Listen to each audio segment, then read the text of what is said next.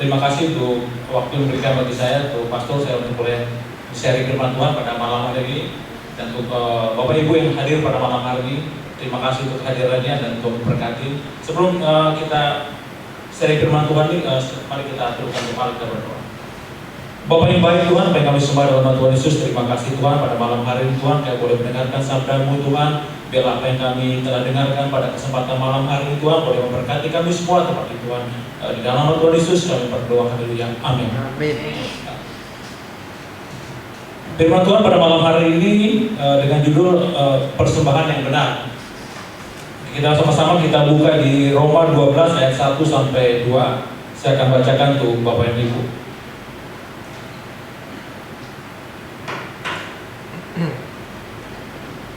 Persembahan yang benar. Karena itu saudara-saudara, demi kemurahan Allah aku menasihatkan kamu supaya kamu mempersembahkan tubuhmu sebagai persembahan yang hidup, yang kudus dan yang berkenan kepada Allah. Itu adalah ibadahmu yang sejati. Ayat 2, janganlah kamu menjadi serupa dengan dunia ini, tetapi berubahlah oleh pembaharuan budimu, sehingga kamu dapat membedakan manakah kehendak Allah, apa yang baik dan yang berkenan kepada Allah dan yang sempurna. Di dalam ayat 1 ini Paulus mengingatkan kita secara kata menasihatkan. Sebenarnya kalau kata menasihatkan sini, kalau kita baca ke belakang ya di dalam Roma, Paulus berbicara kepada orang-orang percaya waktu itu di Roma. Dan kalau mungkin flashback untuk kita tempat ini berbicara kepada kita mengenai orang-orang yang sudah di dalam Tuhan ya. Ini menasihatkan supaya kita hidup kudus, hidup benar di hadapan Tuhan. Mungkin banyak pada waktu itu orang sudah diselamatkan di dalam Tuhan dan hidupnya itu tidak berkenan kepada Tuhan, dan mereka itu tidak lagi sungguh-sungguh ya, dan serius di dalam Tuhan. Jadi mereka hidup sepertinya seenaknya aja gitu lah. Nah, jadi ada pengalaman pribadi saya juga gitu ya, waktu pertama kali diselamatkan, udah tahu nih kebenaran tapi nggak sungguh-sungguh gitu loh. Seperti saya ingat waktu itu mengenai perpuluhan ya. Waktu mengenai perpuluhan saya nggak sangat setia, jadi saya pakai logika saya, akal saya gitu loh. Tuhan tahu kebutuhan saya, Tuhan tahu keperluan saya, bukan menambah baik tapi malah nggak baik gitu loh. Padahal jelas firman Tuhan bilang, ujilah aku ya. Kalau kita ingat di firman Tuhan itu benar-benar, jadi emang harus dihajar dulu kali kita ya, baru bertobat ya. Terus ada ingatkan kita gitu loh. Kenapa kita harus susah dulu gitu loh? Jadi ya kebanyakan kita seperti gitu ya. Ya makanya di sini Paulus itu menasihatkan, sebenarnya ini kata-kata menasihatkan itu kalau kita baca itu memperingatkan kita tuh, ini keras sekali ya, supaya kita tuh hidup di dalam Tuhan tuh sungguh-sungguh, jangan main lagi. Karena kalau kita main-main kita yang rugi sendiri gitu ya. Jadi ini pengalaman misalnya sudah lama ikut Tuhan ya, puji Tuhan lah. Jadi ya supaya tegur-teguran dulu kan kalau kita dengar dari pastor ya. Kalau mungkin kalau di tempat yang lain saya ikuti kan, saya coba ada pertemuan gitu ya. Sepertinya kalau bukan mau membangun gereja kita ya, bukan ya. Jadi teguran itu kayaknya tidak mengena gitu. Makanya saya bersyukur sekali di tempat kumpulan saya. Ini bukan mau sombong ya. Saya suka ditunjuk gitu loh. Karena suka takut juga gitu. Padahal itu ada gembala sidang ya, ada 2 orang gembala sidang, dan saya ditunjuk untuk bawakan firman Tuhan gitu loh. Saya bersyukur sekali karena firman Tuhan yang mereka bawakan dengan saya bawa beda gitu loh isinya. Jadi bukan satu seperti kayak Paulus itu, bukan teguran, dia bukan. Sepertinya bicara mengenai berkat gitu ya, mengenai kemurahan Tuhan, kebaikan itu bagus. Tapi kayaknya itu gak akan merubah hidup kita gitu. Jadi yang poin yang penting itu ya, seperti dalam persembahan yang benar itu ya, ibadah yang sejati seperti apa sih? Nah, jadi kita diajarkan bahwa kita ya harus berubah tingkah laku kita, perbuatan kita gitu ya, sesuai dengan yang kehendak Tuhan. Di sini ada beberapa poin, ada 3 poin yang mau saya bagikan. Poin pertama ini, mentaati perintah Tuhan dengan sungguh-sungguh. Nah, mungkin ini suatu poin yang sangat harus ada kita sebagai orang percaya ya. Jadi kalau kita nggak sungguh-sungguh dalam Tuhan, kita akan rugi sendiri gitu. Jadi ini mengingatkan saya juga, saya kan sudah lama diselamatkan, pasti ada hal yang nggak benar di hidup kita ya. Kita harus introspeksi gitu. Kita harus tahu, ternyata banyak peringatan-peringatan dengan kita nggak taati gitu. Jadi kita harus itu taati ya. Mungkin kita bisa baca di 1 Timotius 6 ayat 14. Saya membacakan untuk Bapak Ibu.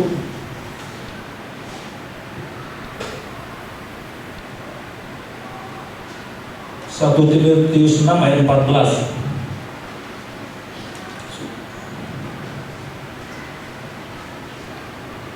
Turutilah perintah ini dengan tidak bercacat, tidak bercela, hingga pada saat Tuhan kita Yesus Kristus menyatakan dirinya. Amin. Nah ini sudah jelas-jelas ya. Perintah Tuhan tuh jangan kita jangan sampai kita tidak mentaati ya. Jadi kita harus tahu, kalau kita mungkin searching kalau kita bawa Alkitab Alkitab elektronik ya, kata mentaati atau kata setia itu banyak sekali ya. Salah satunya ini, jadi kita apa sih harus kita taati? Perintah apa sih harus kita taati? Ya, banyak mungkin hal yang paling kecil lah. Perintah mungkin kita dalam pemberian ya. Jadi kalau kita tahu mengenai apa pemberian, itu saya sangat terberkati sekali ya mengenai hal memberi ini. Itu sangat susah sekali memberi ya, apalagi dalam hal perpuluhan atau persembahan gitu ya. Jadi setelah saya memberanikan diri gitu ya untuk mentaati firman Tuhan dengan pujilah aku gitu. Puji Tuhan, jadi hal memberi itu jadi hal yang hal yang sebenarnya mengalir gitu loh. Jadi kita nggak hitung sama Tuhan. Kemarin ada kesaksian mengenai waktu kita sama mutasi pergi ke Batam. Waktu itu ada klien kami yang meninggal. Dia datang ke tempat dalam marga Marbun juga waktu itu. Dia bilang, saya bukan orang yang maksudnya orang berbicara mengenai kita orang karismatik ya, dia orang HBB gitu. Saya bukan orang yang seperti kalian yang ke gereja setiap hari, yang yang taat gitu ya. Mungkin dia mau membandingkan dirinya, saya aja begini aja, yang tidak taat, yang tidak setia. Ketika waktu di gereja, ada satu bisikan. Dia seorang kontraktor, dia punya uang tinggal 200.000. Setelah itu dia tidak punya apa lagi. Tapi di bisikan dia itu, kamu harus kasih itu persembahan, kamu harus kasih. Dan terus itu menyanyikan di telinga dia. Ini siapa yang bicara dia? Akhirnya dia terserah siapapun yang berbicara ini, aku kasih persembahan. Dia nggak lama kemudian, bukan ya udah dia nggak tahu mau makan apa nanti gitu loh. Kita cerita, mungkin ingat kita cerita mengenai jadah di Sarpat ya. Dia nggak tahu, tiba-tiba datang gue yang telepon. Pas dilihat, wah ini mau ngutang lagi nih, bukan mau bayar tapi yang telepon tukang ngutang gitu loh. Jadi dia sudah diangkat dia. Ternyata dia mau bayar utang, mau nyicil gitu loh. Coba kalau diangkat dia dari bagian ya, kali dia berjalan udah diangkat aja gitu. Gak lama kemudian dia dapat proyek gitu. Yang proyek itu kan dia bisa cukup setahun dia makan sama keluarganya gitu. Itu satu hal yang dia nggak pernah pikirkan. Jadi luar biasa sekali ya. Makanya dia mengingatkan kita juga kalian percaya itu sama Tuhan. Jadi nggak usah khawatir.